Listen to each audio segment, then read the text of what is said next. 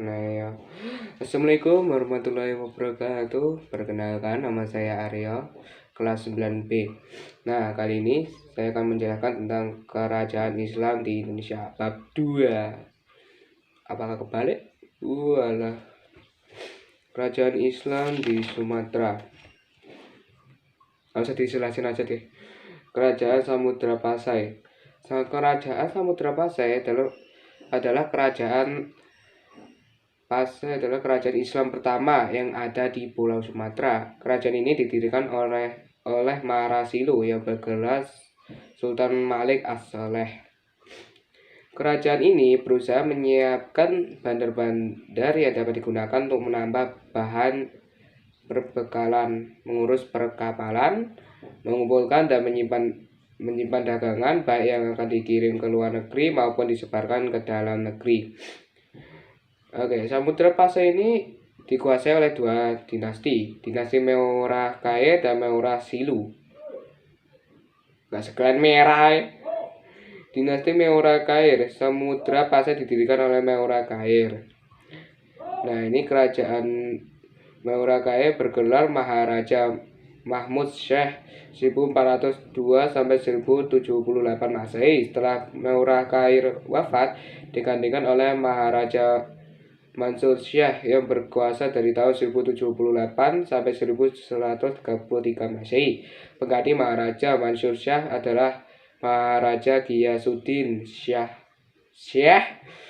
Ia berkuasa dari tahun 1133 sampai 1155 Masehi. Raja Kerajaan Samudra Pasai berikutnya adalah Meurah Noe yang bergelar Maharaja Nuruddin.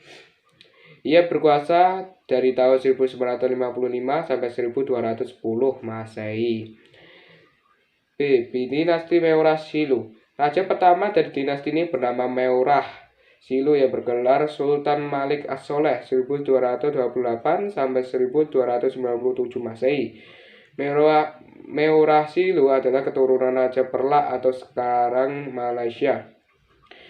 Raja-raja yang memerintah di Samudra Pasai diantaranya Sultan Malik As-Saleh 1285 sampai 1297 Masehi, Sultan Muhammad Malik Zahir 1297 sampai 1326 Masehi, Sultan Mahmud Malik Zahir 1326 sampai 1345 Masehi, Sultan Mansur Malik Zahir 1345 sampai 1346 Masehi, Sultan Ahmad Malik Zahir 1946 sampai 1383 Masehi, dan Sultan Zainal Abidin 1383 sampai 1403 Masehi. Nah, 2. Kerajaan Malaka. Nah, ini menurut beberapa versi, kerajaan Malaka didirikan oleh seorang pangeran dari Palembang bernama Parameswara yang lari ke Malaka terjadi serangan dari Majapahit. Ia mendirikan kerajaan Malaka sekitar tahun 1400 Masehi. Pada mulanya, Parameswara adalah raja beragama Hindu. Nah, pokoknya gitu deh. Aduh. Raja pertama ini kemudian digantikan oleh Sultan Muhammad Iskandar Syekh. Selanjutnya, raja-raja yang berkuasa di Malaka adalah Sultan Muzaffar Syekh, Sultan Mansur Syekh, Sultan Alauddin Syekh, dan Sultan Mahmud Syekh. 3. Kerajaan Aceh Darussalam. Sebagaimana tercatat dalam sejarah, pada tahun 1360 Masehi, kemudian Pasai ditaklukkan oleh Majapahit. Diperkirakan menjelang berakhirnya abad ke-14 Masehi. Ali Mughal Syekh 1514 sampai 1528 Masehi. Pada Ali Mughal Syekh merupakan pendiri kerajaan Aceh sekaligus raja pertama. Nah, ini pada tahun 1520 Masehi, kerajaan Aceh berhasil menguasai daerah Pasai, Delhi, dan Aru. Salah satu peran nyata ialah kebijakan politiknya yang sangat menentang penjajahan Portugis. Wow. Sultan Hasanuddin. Nah, ini. Tapi ya, gitu ya. Ini kelemahannya ini kayaknya. Ini kelemahannya ini. Sayangnya, keadaan pemerintahan kurang mendapat perhatian sehingga selama masa pemerintahannya Aceh Darussalam mengalami kemunduran drastis. Nah, ini kekurangannya. pimpinan Sultan Salahuddin. Nah, ini Sultan Alauddin Riyad Syekh Al-Qahar 1537 sampai 1568 Masehi. Sultan Alauddin merupakan saudara Sultan Salahuddin. Nah, ini saudaranya. Selama memerintah, Sultan Alauddin mengadakan perbaikan kondisi kerajaan dan perluasan wilayah, antara lain kerajaan Aru. Nah, ini salah satunya adalah Syarif Hidayatullah atau Sunan Gunung Jati. Ia adalah ulama Aceh keturunan Raja Samudra Pasai, dikirim ke Gresik, Jawa Timur. Ya, banyak sih itu, banyak gunung. Sultan Iskandar Muda atau Dharma Wangsa perkosa Alam Syekh 1607 sampai 1636 Masehi. Selama masa pemerintahan Sultan Iskandar Muda, kerajaan Aceh di Darussalam kembali mengalami perkembangan pesat dan mencapai masa keemasan. Nah, ini ada dasarnya juga, ini strukturnya juga. Ini strukturnya ada dua wilayah. Yang satunya kekuasaan oleh kaum bangsawan dan alim ulama. Dalam kekuasaan kebangsawanan, wilayah kerajaan Aceh Darussalam terbagi dalam daerah-daerah Kehulu Balangan yang dikepalai oleh Ule Balang. Sultan Iskandar Sani, pemegang tahta kerajaan Aceh selanjutnya adalah menantu Sultan Iskandar Muda yang bergelar Sultan Iskandar Sani. Ia naik tahta pada tahun 1636. Nah, ini pemerintahan Iskandar Sani tidak berlangsung lama karena wafat pada tahun 1641 Masehi. Ya, sekitaran berapaan ini? Ya, kalau dibandingin sih 15 ya.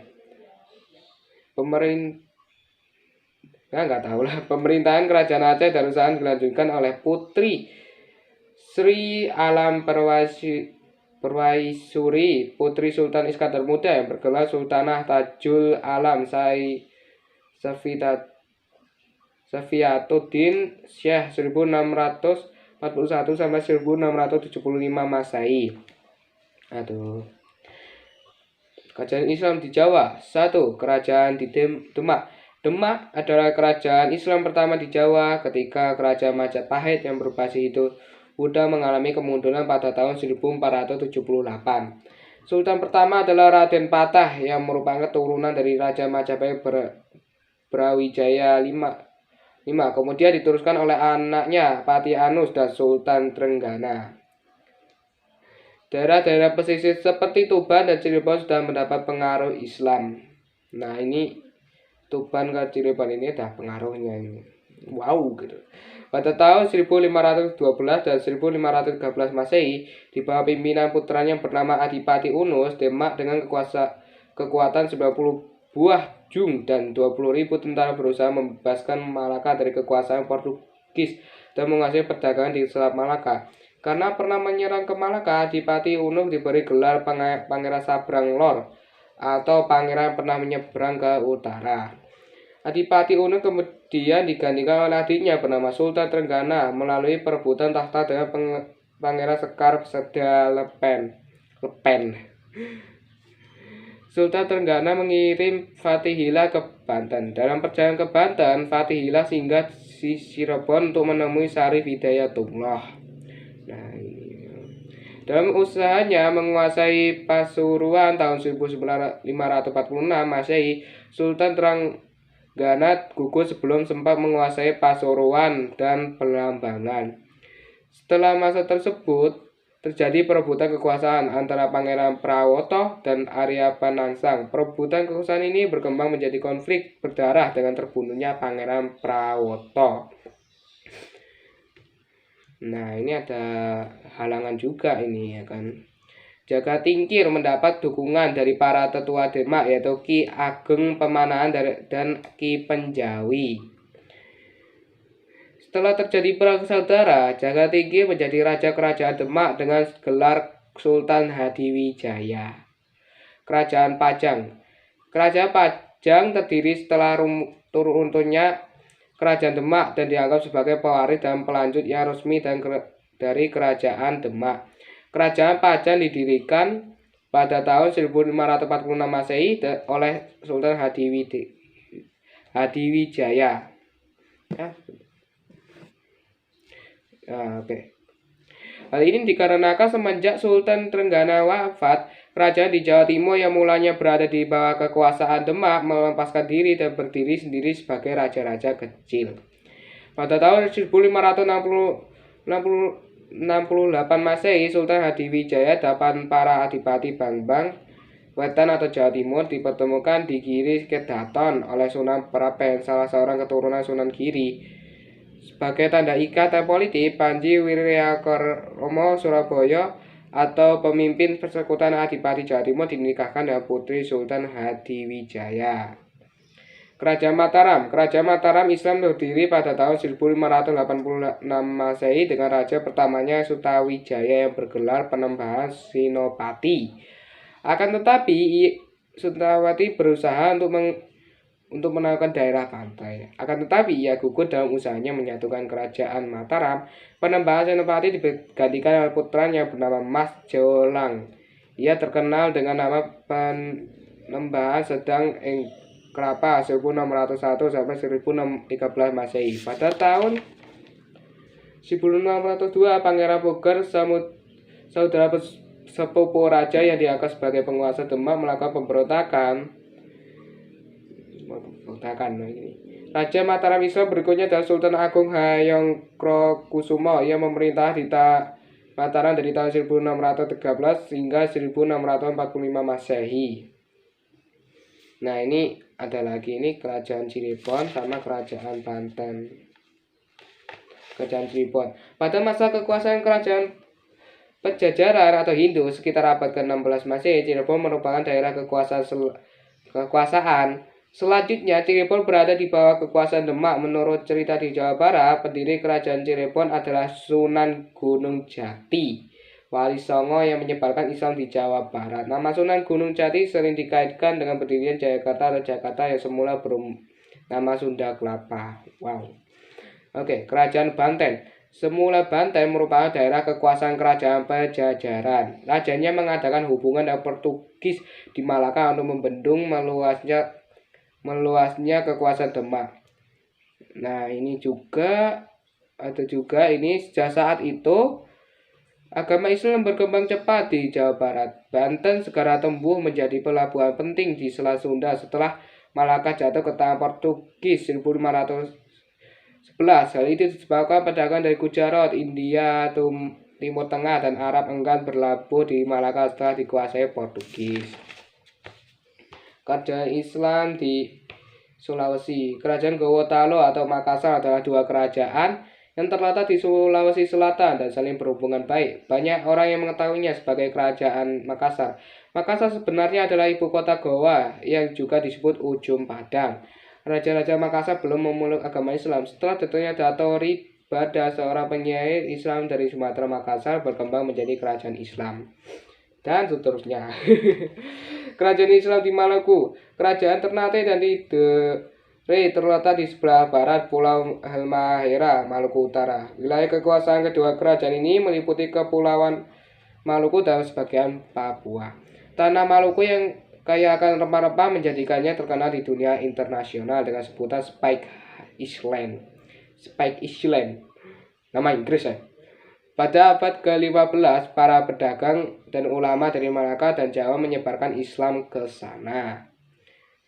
Nah, dan ini pun juga ya ada munculnya 4 kerajaan Islam yang di Maluku yang disebut Maluku Kieraha. Maluku 4 raja, yaitu Kesultanan Ternate yang dipimpin Sultan Zainal Abidin 1486 sampai 1500. Kesultanan Tidore yang dipimpin oleh Sultan Masyur, Kesultanan Jailolo yang dipimpin oleh Sultan Sarajati, dan Kesultanan Bacan yang dipimpin oleh Sultan Kaicil Buko. Pada masa Kesultanan Sarajati dan Kesultanan Bacan yang dipimpin oleh Sultan Kaicil Buko, pada masa kesultanan berkuasa, masyarakat Muslim di Maluku sudah menyebar sampai ke Banda. Itu Haruku, Makya, dan Halmahera. Sekian dari lupa kerajaan Islam di Indonesia. Nah, ini sekian aja nih.